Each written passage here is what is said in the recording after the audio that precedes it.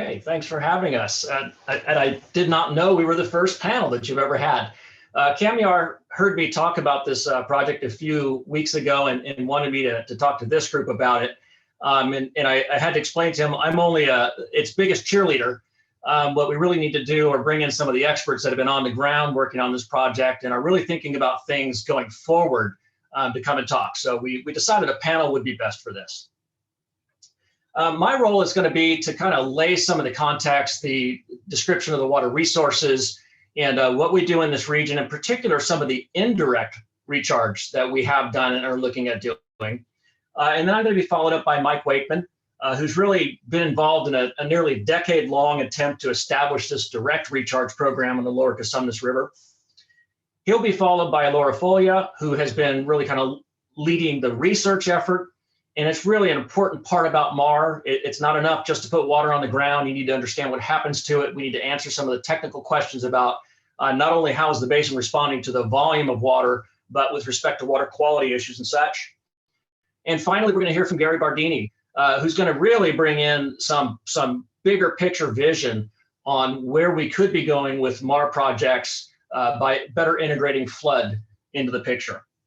So I think our theme for today is really about finding alignment of interests. When Sigma first passed, one of the things that struck me is a lot of the areas that we're really trying to address are in the more rural areas where you tend to not have the technical or the financial capacity to actually do anything about the problems that we have. So it's really important to find those common interests, to find the stakeholders, including research interests, to come into a project to see that to success. So with that said, let's take a look at the Sacramento region from 30,000 feet. We're very fortunate here to have the American River and the Cosumnes River. Of course, we're bounded by the Sacramento River on our west as well. And a couple of things that I want you to see from this is obviously this gray area is really urban core, right? So we have the Sacramento, greater Sacramento area up into Roseville, Lincoln, Rancho Cordova South, and we in the urban area have Folsom Reservoir, which actually acts to regulate that system and to ensure that we have flows year-round within the system, that we can manage our water resources conjunctively. On the Cosumnes River, you can see it's quite the opposite. It's very rural, very sparse population centers down there, and it's the last river in the valley that does not have some major rim dam on it. So it is more subject to variable hydrology. And of course, in the fall, it's pretty well known for having times where it cannot even support enough flow to bring in fall fish species. So it's a very different area, just a few miles from us, but a very different environment that they're dealing with. So with respect to our water supply, these water droplets show all of the areas that the M&I areas, the municipal industrial, the population centers take water off of the river systems. You can see we're heavily reliant on the American River. We do have some diversions up the Sacramento River. And then we have the community of Rancho Murrieta that also has a diversion, the sole one off of the Cosumnes River for public supply. Then if you don't have those diversions, then you rely on groundwater. And this is a pretty common thing that you're going to see up and down the entire Central Valley, but you move away from the river systems and you can rely on groundwater. And this area has been no exception, despite this wonderful environment that we're in with all these rivers. And you can see on the right, as a result of groundwater use away from those rivers, we've developed these three substantial cones of depression in the groundwater basin through time. So again, it's a pretty common phenomenon everywhere, no exception here. In particular, on the Cosumnes River, we have had situations where the groundwater is drawn down so much that it's fully disconnected from the river itself until it gets down pretty close to the delta. So that's a situation, a concern that we have. Finally, we also do have recycled water. We have communities, city of Lincoln, Roseville.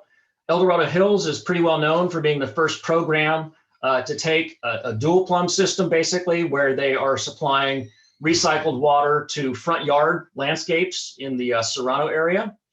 And of course, Rancho Murrieta, down in this system on the Cosumnes River, does rely on a fairly significant amount of recycled water. They supply about 20% of their total demand. It's all non-potable uses, but through recycled water. And then finally, one of the interesting aspects is in the Sacramento region, here down near the Sacramento River. This region made a decision several decades ago to consolidate the various smaller wastewater treatment plants. And this was actually a position that was supported by EPA at the time. The conventional wisdom was by consolidating it down on the end of the system, you could better control it. You wouldn't have potential spills and other contamination issues that you would traditionally see. But as a consequence of that decision, we have all of this urban area, including the city of West Sacramento, that sends its wastewater down for treatment here. And what it's done is sort of limited the amount of recycled water that we can use because it's now down the far end of the system, and it's simply not economically feasible to use that in the urban area. So we have a limited amount of that, but it was a decision made decades ago. Quite interestingly, I'm going to tell you on the next slide that we're actually starting to do something about that in the region. So again, I mentioned that I wanted to talk just briefly about a couple of the programs that we have that would be considered indirect means, or in lieu, as we call it. So we have these areas that were reliant on groundwater in the past, particularly in the urban area. Through time, we've been interconnecting these distribution systems, and that has allowed us to, in wet years, supply surface water to areas that have historically used groundwater, and then in dry years, they're able to go back to that. So we're able to do this in lieu conjunctive use program. And as a result of that, we've been doing this for about 25 years now, since the mid-1990s. We've brought in over 400,000 acre feet of surface water for use in these wet conditions. And you can see in the hydrograph down on the left that we've really substantially corrected this overdraft situation that we had for decades. And in the late 1990s and early 2000s, we actually didn't just abate that. We started bringing water levels up by about 1/2 foot a year. So tremendous success story.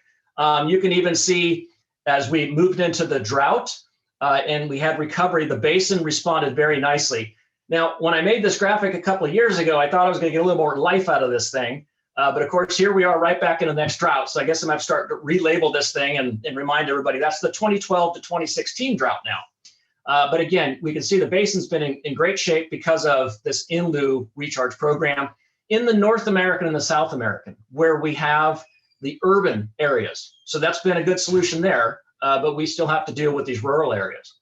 One of the really exciting projects that's coming online, as I just mentioned, we located the wastewater treatment plant down here in the southern part of the county. Regional Sanitation District, when they got a new permit from the Central Valley Board a little over a decade ago, they were required to go a much higher level of treatment, up to new tertiary treatment. And at that time then really discovered that, well, now we have potentially a resource rather than just something we're just simply going to treat to limited levels and discharge out to the Sacramento River. Now we have an opportunity here to actually put this water back to use. And so for about a decade, they've been working with South County ag interests. And they're developing a program that's actually funded through Proposition 1, Water Storage Investment Program, and of course, local funds as well, and some federal funds.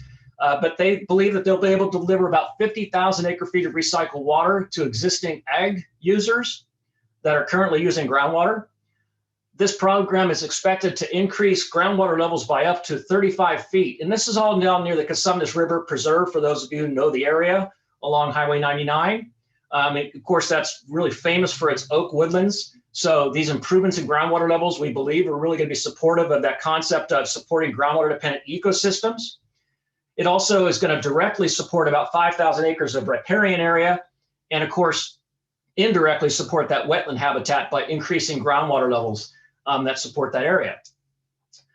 Planning is nearing completion, and construction is expected to commence in 2022 and conclude by 2025. So very exciting, and the scale is really large. It's going to be very helpful for this area on the lowermost Cosumnes River.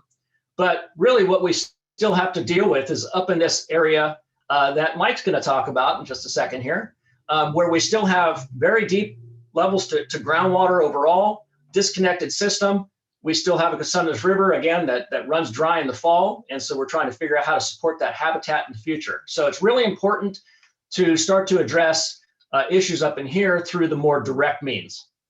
So with that, I'm going to turn this over to Mike Wakeman, and he's going to talk about the Lower Cosumnes River Groundwater Recharge Project. Thanks, Rob. So Okeechobee-Hartnell Water District is a small water district and right along the Cosumnes River. So we border on both sides of the Cosumnes River. So we're actually in 2 groundwater basins also, which has been challenging for our GSA applications and stuff. So like Rob said, I didn't really realize how long we've been working on this project until I started putting the slides together, because we just keep moving forward.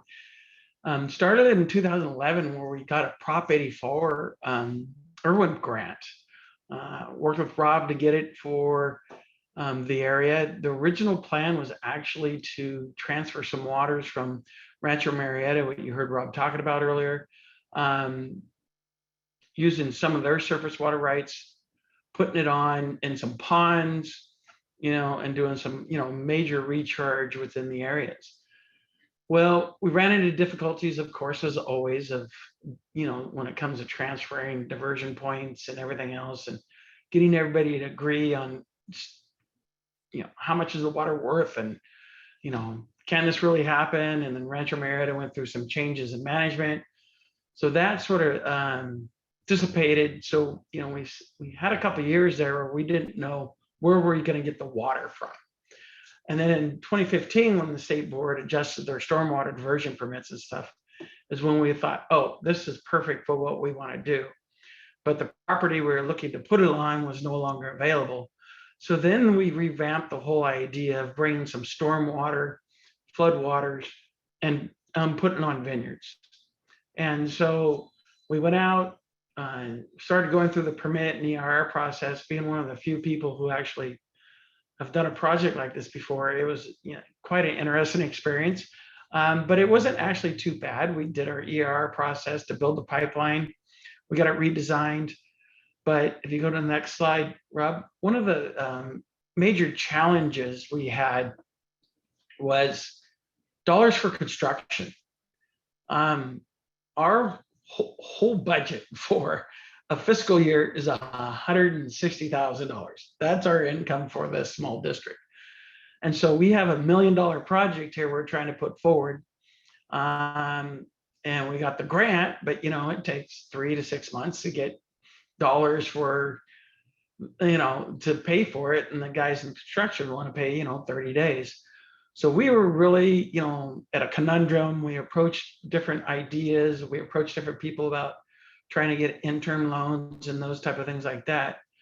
When actually, I think it was Melinda Frost Hertzel from the Cosumnes Coalition actually approached Safeco, and Safeco then came to us and say, hey, we might be able to help you out. We can, we've got the money to be able to sit there and help you meet that gap of money that you need. And it's like, okay, that's great. What do you want out of the project? There's always a give and take. What do you want from me? And basically what they were just looking for is, and Gary's going to get in this later, is just a partner in the region to start doing projects together, dealing with flood issues, dealing with groundwater recharge, and those type of things. And so this was sort of the foot in the door for them into doing this type of stuff with a small little district who needed some help. And we've developed a really actually good working relationship over the years as we have moved forward. We have some MOUs where they're helping us.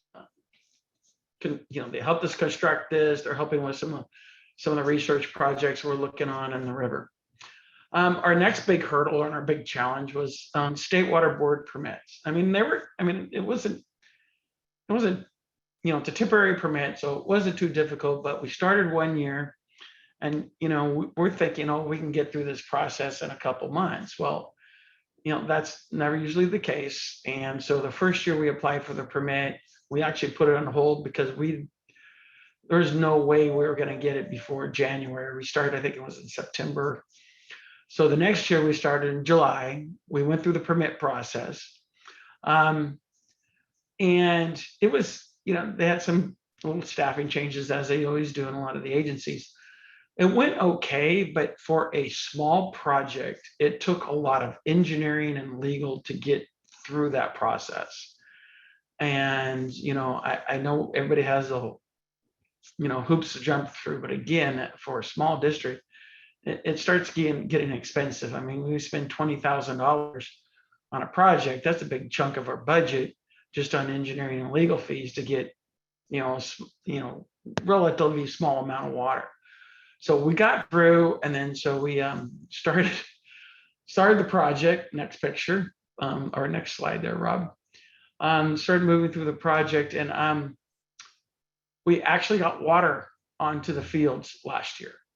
Although it was only for 3 days, because as everybody knows, there wasn't much water. We did get water on for 3 days. And it's a very simple system. We put in a huge, basically, we hired an irrigation company to come in and put in some pipelines to deliver some large valves where we're going to use rollout pipe to deliver the water onto the vineyards there. And to get to this point, you have to have good working relationships and good partners.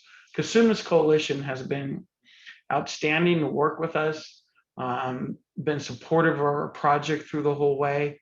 And they helped us actually develop some working relationships with the California Fish and Wildlife Service and U.S. Fish and Wildlife Service, who are, really intrigued with our project, seeing the multi benefits that it can bring by being able to, bring up those water levels, having areas where, it's going to benefit not only the riparian habitat and GDEs and as well as agriculture. Because, you start putting water on here, you're adding 6,000 or 7,000 acre feet. In a small system like this, it starts to make a big difference over a longer period of time. So, and I mentioned Safeco has been a huge partner for us, and, it's been a really good partnership. But again, it's integrating all the different environment, flood, groundwater recharge, agriculture. And from a farming perspective, flooding the vineyards is this time of year is actually very beneficial. We flood between December and March, because what it allows it to do is allows that whole root zone to get saturated also. So then when the vine starts growing in March, late February, early March, it has moisture there to start off. And then the benefit for the farmer too is like, hey, maybe I don't have to irrigate for a month longer because we're already flooded there. We got some water in that zone that really helps, especially on a dry year like this year. If we can even get 10 days, 15 days in where we can get some of those flood, peak flood waters onto it, it's really beneficial to the system. Next slide there, Rob.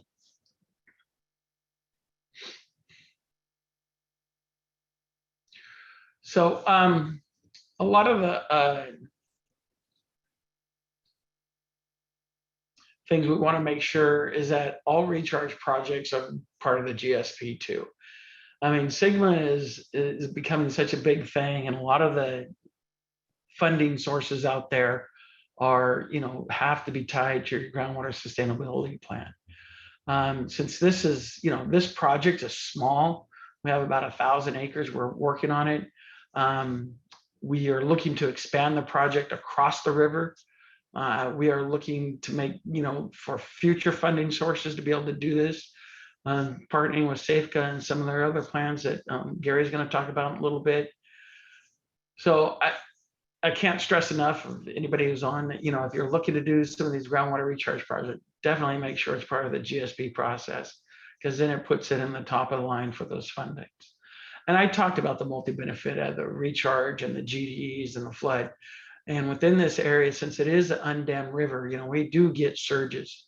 We'll get these huge surges in for about 5-6 days, and then the river goes back down. you know, and then maybe 2 weeks later we get those surges. So we're trying to catch those surges as we go through, taking a small amount of water off of those, put it on these areas, and then trying to get some recharge. So, but that is the end of my portion presentation. And I think Laura is up next. My engineer knows all the science about things. Thank you, Mike. And this provided a great introduction. So, and basically in terms of history, when I started working with Mike, when we were redesigning this project, and really, we had the opportunity to really think about what we could have done in this area. And we really created a lot of opportunity, thanks also to the collaboration of the district with UC Davis, and then we involved UC Santa Cruz. We ended up having also the Lawrence Livermore National Lab involved with some data. So we kind of saw this as a great opportunity to really demonstrate how these projects can help out down the road.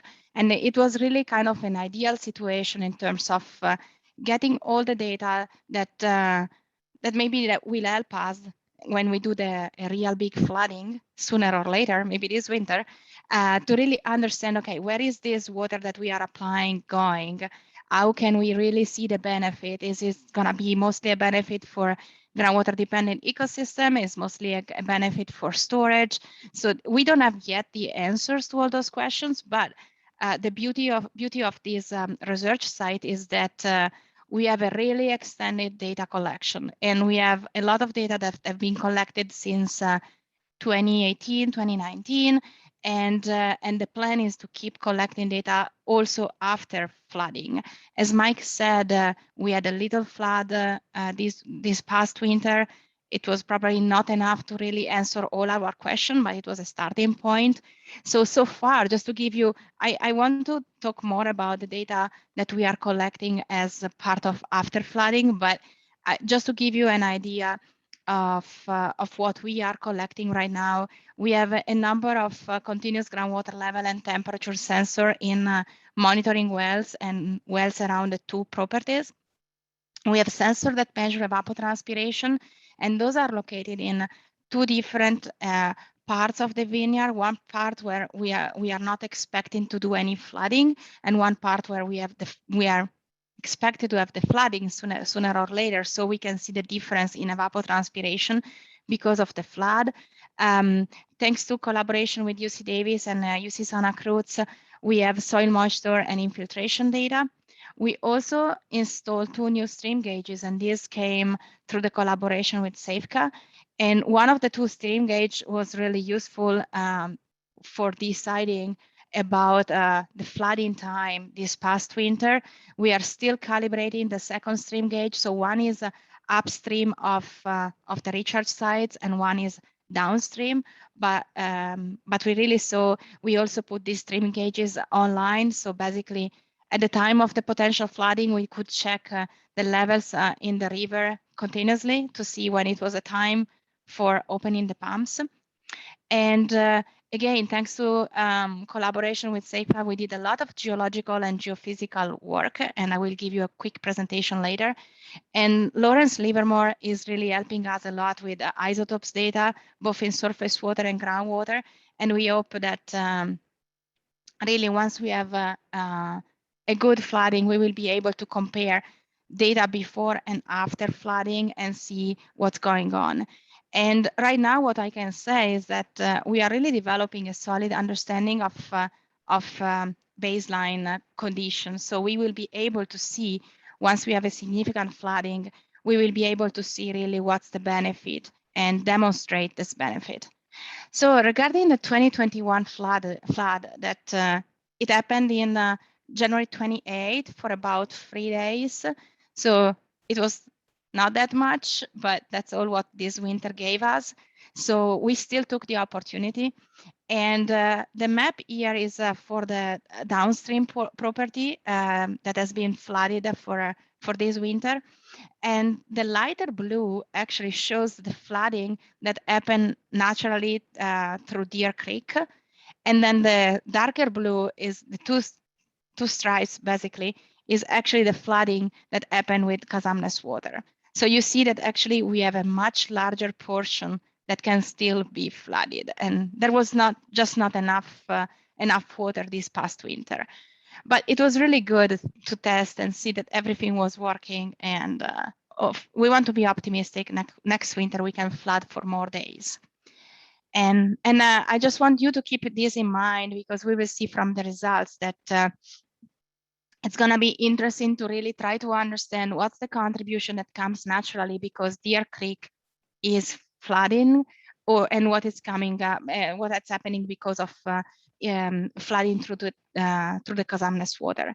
And we already have some information from isotopes data. So it looks like the signature of the water in Deer Creek and Cosumnes River is very different. So we should be able to see the two different signals sooner or later in when we do monitoring after the next flooding. And next. This gives you an idea of all the data that we are collecting. So the orange dots are monitoring wells that we installed through the Prop 84 grant that Mike mentioned earlier. We have a number of blue dots with that are location where we did soil monitoring. And the two evapotranspiration sensors are in red, and the pumping wells are up in green. And we pretty much have continuous data in all the pumping wells and also in the monitoring, continuous groundwater and temperature data in the pumping wells and in the monitoring well. So it's really pretty nicely spatially distributed. And our goal is really to try to understand down the road this water that we are applying, where it's really going. And next. Just to give you an idea, this is what happened with the 2021 flooding event. These are precipitation and stage data. Basically, you really see what Mike was saying earlier. The river goes up really for such a short time, and then it's down right away. So you really need to have these continuous data to be able to catch the right time for opening the pumps and start flooding. Because if you even lose one day, probably you lose most of the potential flooding. So that's why we installed new sensors and also for the river to really be able to capture. And in the permit, we had really strict requirements. So we have to be careful on opening the pumps at the right time, not too early. And so it was a learning curve, I think, for this winter, but it was good. So we are ready for, I think Mike is mostly ready for the next one with all the troubleshooting. And next. So what we have done is this gives you an idea. Things really changed in the recharge sites really from one day to the other. So you see on the left is the picture from January 30, which was already a day after the flooding. And then January 31st, water really disappeared pretty quickly. So the only day with a significant amount of water on the ground was between the 28th and 29th. And then January 30th was already almost gone, just some water in the middle between the lines. And what my colleague at UC Davis had done, they collected also some morning and afternoon pore water sampling at all the 6 sites that were in the map before. And they did it for the day of the flooding and the 2 days following the flooding. And basically only the morning sampling of the 4th day when all water had receded and the minimal water in samples was so that's the last time we really could do this type of they really could do this type of sampling. So it was really a very limited amount of time. So the afternoon of the 4th day was already too late. And what was the goal? We decided to look also into possible reduction of nitrate and also just to try to understand if there is any reaction or change in the water quality due to the flooding. And the data are still under evaluation, but in the next slides, we have some very preliminary results. I think Andrew, who's the one who's working the most with me on this project, just got the data yesterday. And I don't want to go into details on this plot, but just to show you that what we could see is that there was a drop in oxygen content just during the flooding, and a rise in volumetric water content that really didn't last long. And so this is very preliminary, is just for one location that actually, Robbie, if you go to the next slide, the location is the one up there. And what then we realized is that that location was flooded, but actually it was flooded with Deer Creek water. So what we have to do next year is really trying to collect the data at the right location so that we can catch the Cosumnes flooding and the Deer Creek flooding and compare. So I think it's already giving us a preliminary understanding, but just the water was really not enough for just to be spread everywhere. And next. I also wanted to touch base. We did a lot of geophysical work thanks to collaboration with SAFECA, and the idea was to try to understand better the geophysics and the geology of the two vineyard sites to see, okay, what is gonna be the best way to recharge the aquifer here, and how can we eventually provide benefits to groundwater dependent ecosystems. What we did in both sites are borehole geophysics, mostly using NMR. And then we also did electrical resistivity tomography. And the location for the electrical resistivity tomography are the light green lights that you see on the map, lines that you see on the map. And the idea is really to use these data to complement all what we know about surface hydrology and the groundwater hydrology and the geology that we extrapolated using all the well logs information in the area. And if you go to next, some preliminary results. These are just cross-section along the lines where the surface geophysics was done. And we found it very interesting. Basically, we could really kind of map all over the area the perched layer, which is the one that actually, it's pretty much constantly at something like 30 feet below ground. And it's disappearing in some locations. So we would expect once we do a bigger recharge that maybe in those locations we will be able to see a bigger rise in groundwater elevation. But at the same time, this is really telling us that this perched layer is the one that is also supporting the groundwater dependent ecosystem near the river.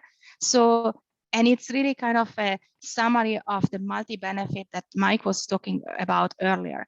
So this recharge is not going to be all a benefit just for the groundwater and for the storage, but it will also most likely provide benefits for the groundwater dependent ecosystem in the along the Cosumnes River. And results, as I said, this is still the setup. We are waiting for the big flood.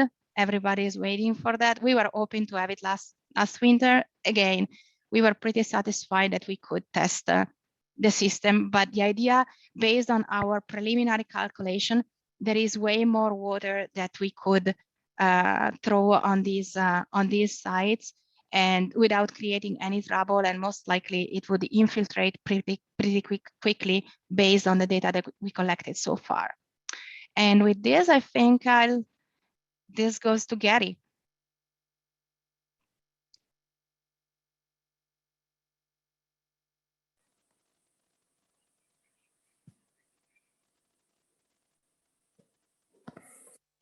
All right. Well, grazie mille, Laura. Okay, kind of the fourth leg of this, I'd like to kind of give an overview of essentially how the flood management component is being linked into the managed aquifer recharge. Let's go to the next slide, Rob. So just kind of a little visual overview of kind of the efforts working at a watershed level, more system approach, leaking away from the watershed at the top all the way down to managed aquifer recharge that we've kind of gone over in some detail. What we have is essentially a number of reservoirs upstream, and then the main reservoir being Folsom. And these are the major components that have the opportunity to retain water during a peak flood event. The joint federal project at Folsom was just recently completed and really allowed the first application of FURO, which I'll go in a little bit. But we're also looking at how the additional improvements upstream can actually improve the upstream reservoirs that are up there, principally Hellhole, French Meadows, and Union Valley. Looking at those facilities with forecasting, there's a significant flood improvement that can occur. And then, of course, as we take this forecast informed reservoir operations, we'll be able to then link that to better regional water management in the American watershed and Cosumnes. Let's go to the next slide. So to try to reflect on, the flood component of what we call the forecast informed reservoir operations, FURO. Over the last decade, through the Corps of Engineers, working with the Bureau and a number of other agencies, including the State and Central Valley Flood Board, is we essentially did the joint federal project, and it allowed us to use 5-day forecasting to improve operations there with the new flood spillway that was put in. But right now we're embarking on a second phase with the Corps and the Bureau, and that's with the Folsom Rays, and making some improvements on the temperature shutters, and again gives another opportunity to improve our forecast informed reservoir operations. But we don't want to just build on that. We want to go further than building on that. We've been looking at the upstream reservoirs and working in cooperation with Placer County Watershed and SMUD. And then, of course, the part of the conversation today is we take those improvements in reservoir operations, can we link that to better regional groundwater management? Let's just go to the next slide. So to help kind of frame the potential of what we call the FURO 4, the buildup to where we take flood and integrate to manage aquifer recharge, is there's a current effort in the American River Basin study where one of the adaptation portfolios is to look at the raise and groundwater banking opportunities on the Folsom South Canal. And so this is being evaluated, I would say, at a conceptual level with the basin study. The basin study is set to be released sometime this year. And it just frames essentially how you can link these elements together, like I just went over, and see what kind of opportunities. For the Corps or for the Bureau's study, they looked at the viability or vulnerabilities, and they looked at the benefits to the Bureau, and they looked at the areas of federal interest with the nature of the projects and portfolios that were put forth in the basin study. To go further on that, and go to the next slide, is SAFCA has looked at the building on the analysis done on the American Basin study. And we looked at with the 7-day forecasting with the raise, we think we can achieve 350 or so level of flood protection. And looking further upstream under the FURO 3, we see that there's opportunities to move us almost to 500-year flood protection, which is what SAFCA is trying to achieve to provide for climate resiliency and flood control. Next slide.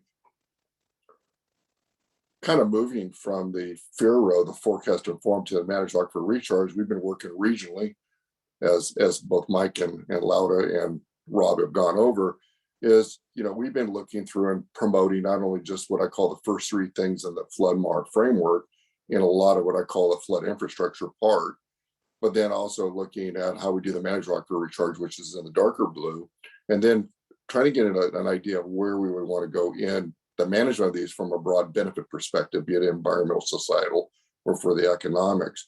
And then lastly, which is where I'm going to focus a little bit on our conversation, is the 13th item, which is then looking at the institutional constraints and how do we work through federal, state, and local government.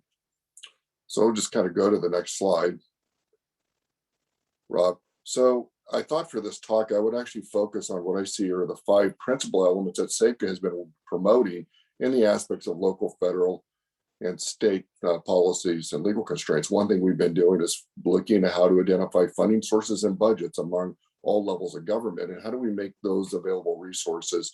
How do we put them in some manner to use towards the objectives we've talked about?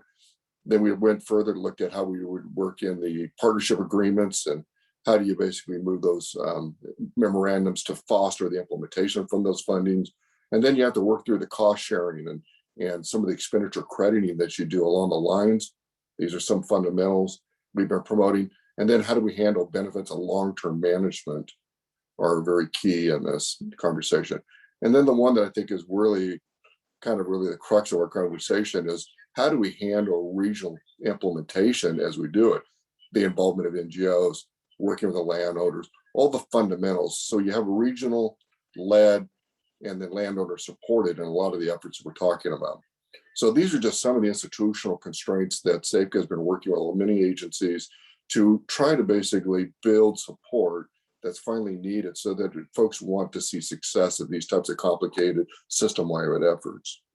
So the last slide I just have here, next slide, Rob, is just a kind of framework of the Folsom South. So as we went over a lot of the elements tied to the Okeechobee Hartnell Water District efforts, but we've also been looking with other agencies, potentials through a lot of the Sigma planning and management. What could the Folsom South under certain periods be utilized? Really, I would say is from this work, we can see that everyone has a different variation in constraint and limitations based on geology and conveyance and access. And so it's going to be a fair amount of effort to work through those efforts in the region, but I think we're on a path towards it. So with that, I'm going to turn it back to Rob, I think, and take questions. Thank you.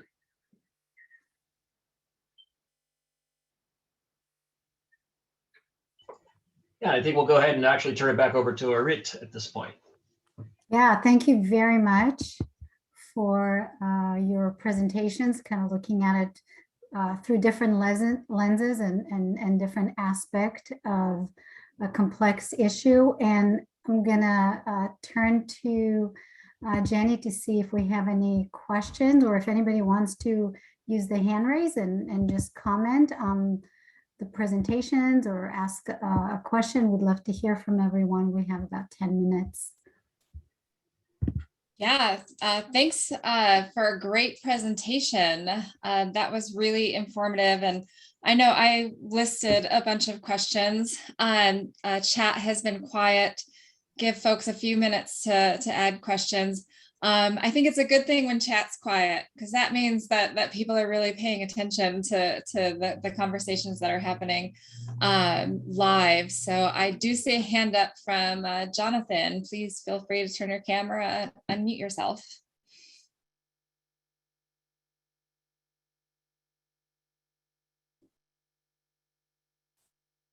Oh, Jonathan, we might have an issue with your audio. We can't hear you. Sorry about that. Is that better? There.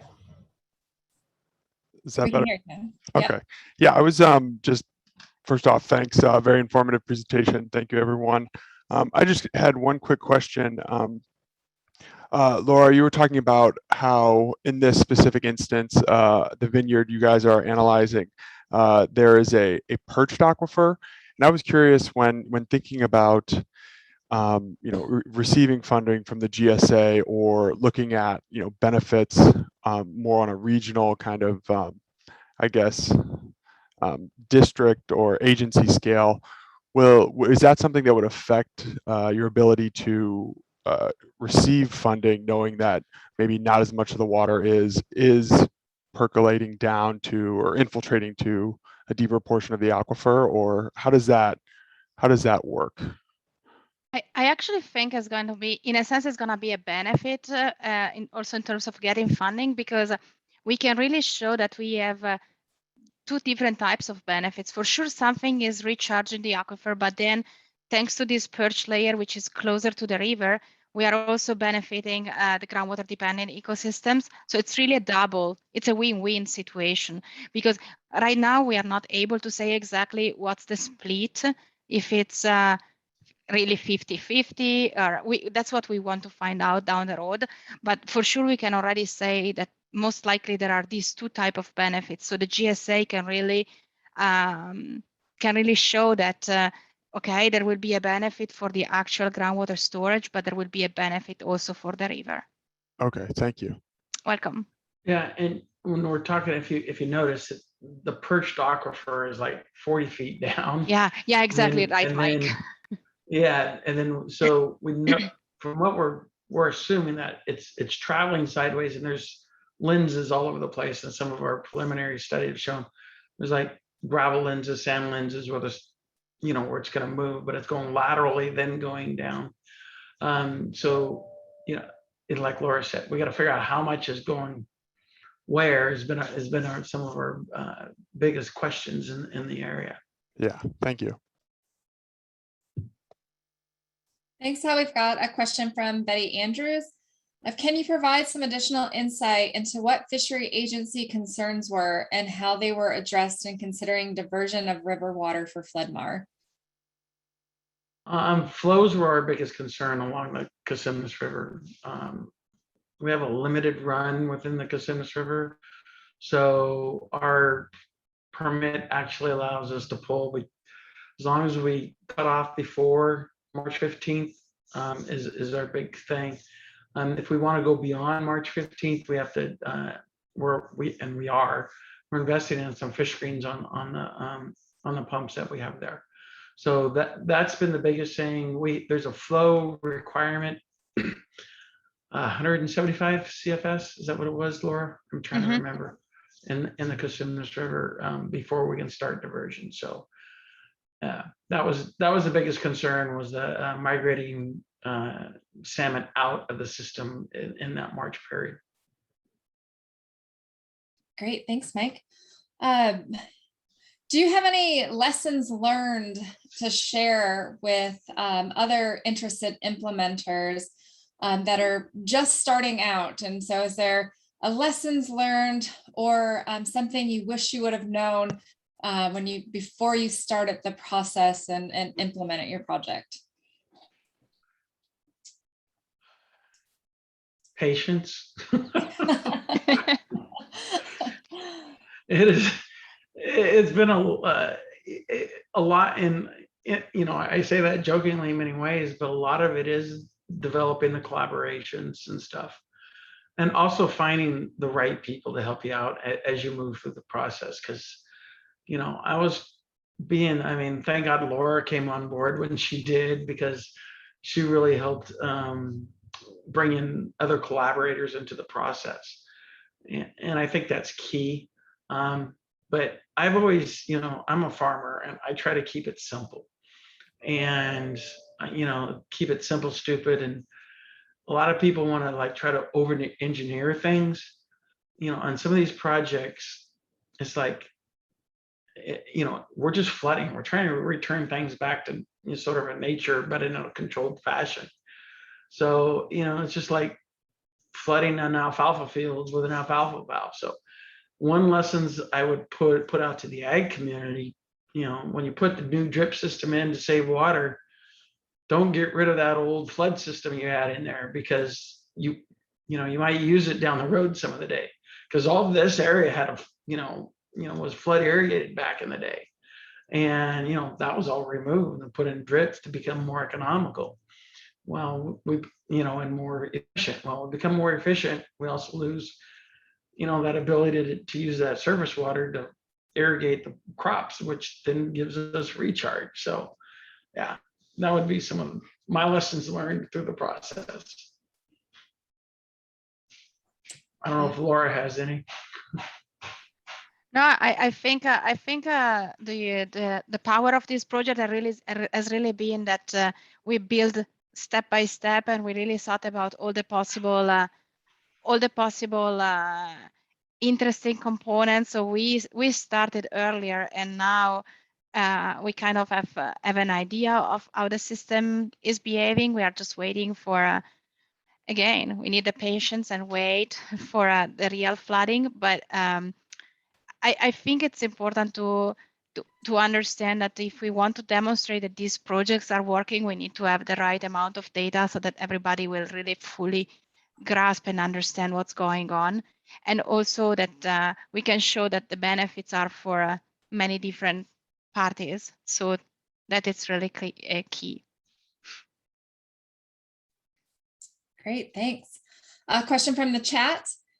In the plan to use floodwater from an undammed system, did landowners express any concern about the natural recruitment of either native or non-native riparian or invasive species getting into working fields?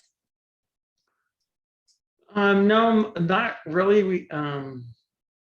The water coming down in the time period we're bringing it on has been, it's pretty clean on the Cosumnes River. So it's not transporting a lot at that point in time of the native species, but or non-native species. And it is it's a vineyard, so they're going through and cultivating and keeping things up and pretty clean afterwards. So we've only ran it for 1 year, so I can't say for sure if it's happening or not.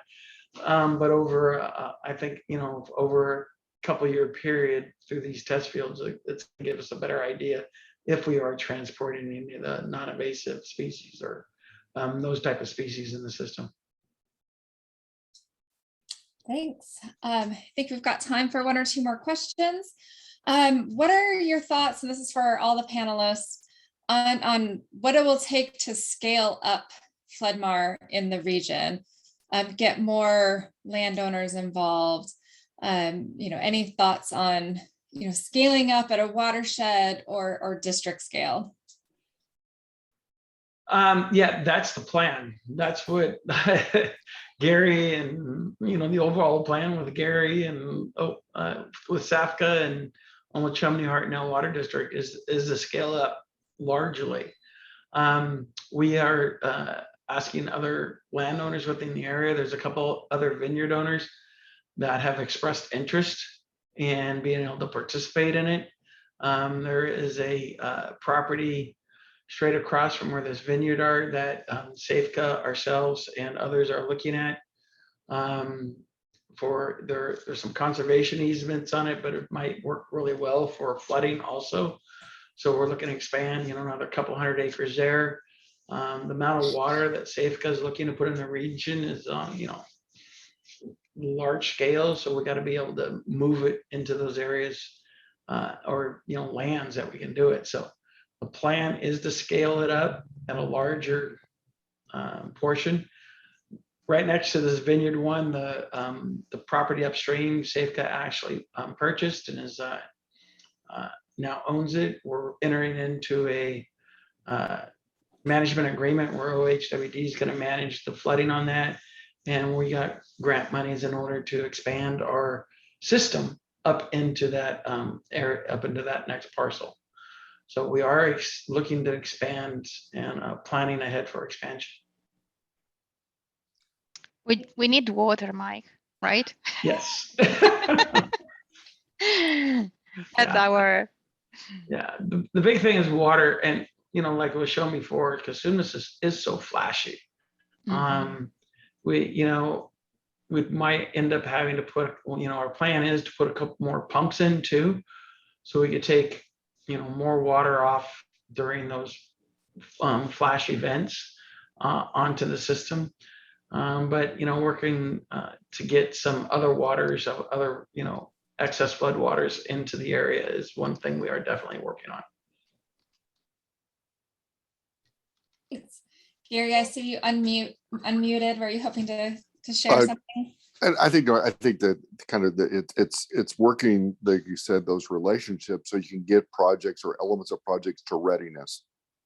I think if you can get that in place, then I do think there's generally always an opportunity to look for some aspect of public financing or other things to help these efforts. And of course, the May Revive budget is another example of that. So I think the biggest struggle is just bringing it to readiness. I think a lot of what we heard today is kind of what it took institutionally to get things to readiness and how we had to assist a little bit to support that effort.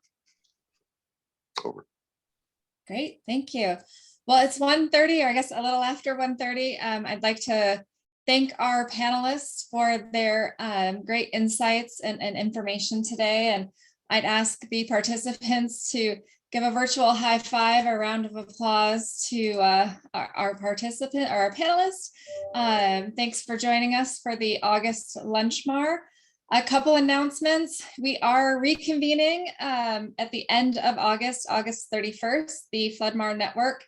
We've got some great progress to share with the network. And if you are not a member officially, because unofficially by being a LunchMAR participant, you are in the network. Please shoot me an email and I'll make sure that you're included on the emails. And there's a link for the workshop in the chat. And we're also busy planning a 2021 FloodMAR public forum. And that'll be in early November, either the first or second week. We've not landed on a exact dates yet, but it will be a virtual forum over a couple days. So please stay tuned for information. And just lastly, we've stranded a couple questions in the chat. So we'll probably follow up with our panelists to see if they have any thoughts on answering those questions and include them in the meeting notes. Anything else, Sarit, before we say goodbye? I think that was it. Thank you very much for your presentation and for everyone for joining us today. Yeah, thank you. Thank you. Everybody in September.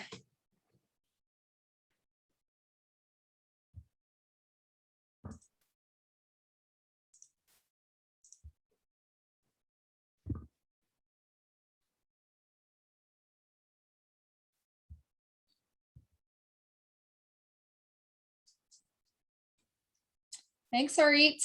Yes, of course. Thanks, Ari. Thanks, Jenny. Yes. We're in the new building. That's why I have nothing on the walls here. Oh, okay, excellent. Oh, Jenny, yeah. you're home though? You're not in the office? No. I'm not. Go ahead. Oh no, we're home for a couple more weeks. Camiar must be unpacking because they won't let us work officially from the new office for another week or so. And as you may have heard from Jenny, she didn't have anything packed, so she doesn't need to unpack.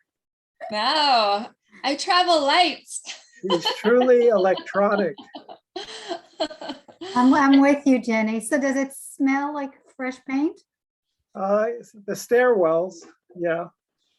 So, there are a lot of bugs. Some things work, some things don't.